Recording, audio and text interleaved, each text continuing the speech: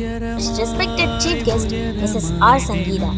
Mrs. Sangeeta is a dedicated educationist who holds impressive academic qualifications, Master of Science, Bachelor of Education and MPhil.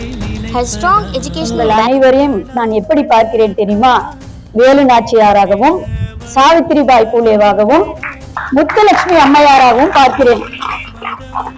அப்படிதான் நீங்கள் அனைவரும் என் கண்களுக்கு தெரிகின்றீர்கள். இன்னைக்கு நீங்க வெளிப்படுத்தின ஒவ்வொரு நிகழ்ச்சியும் அதுல எவ்வளவு தூரம்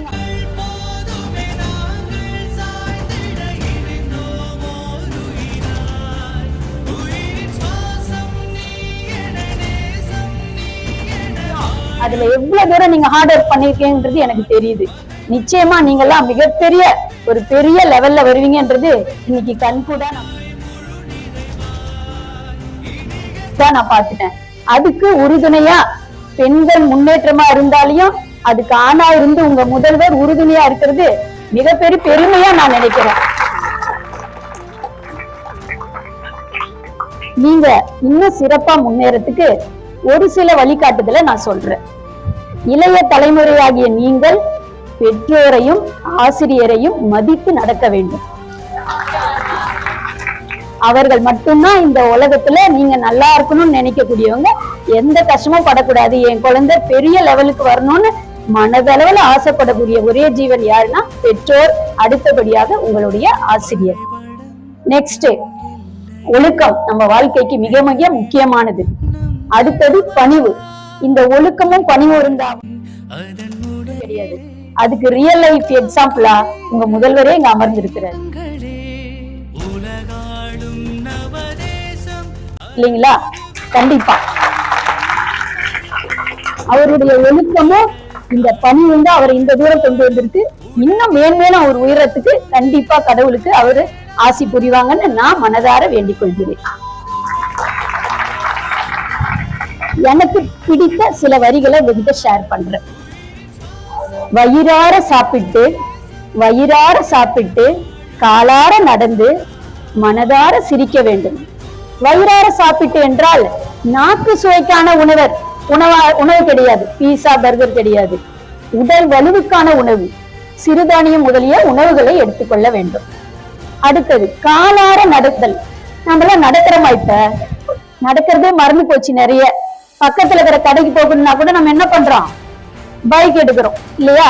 எங்கேயாவது வெளில போனா எதுல போறோம்? 2 வீலரா 4 வீலரா அப்படிதானே கேட்கிறோம். நடக்கிறது குறைஞ்சதுனால நம்ம உடல் பலு குறைஞ்சி நிறைய நோய்களுக்கு ஆட்படணும். சோ எப்பெல்லாம் நமக்கு டைம் கிடைக்குதோ நம்ம நடந்து நம்ம உடல் பலுவை மேலும் மெருகூட்டணும். ஓகேங்களா? அடுத்தது மனதார சிரித்தல். நம்ம நிஜமாலுமே மனசார சிரிக்கிறோமா?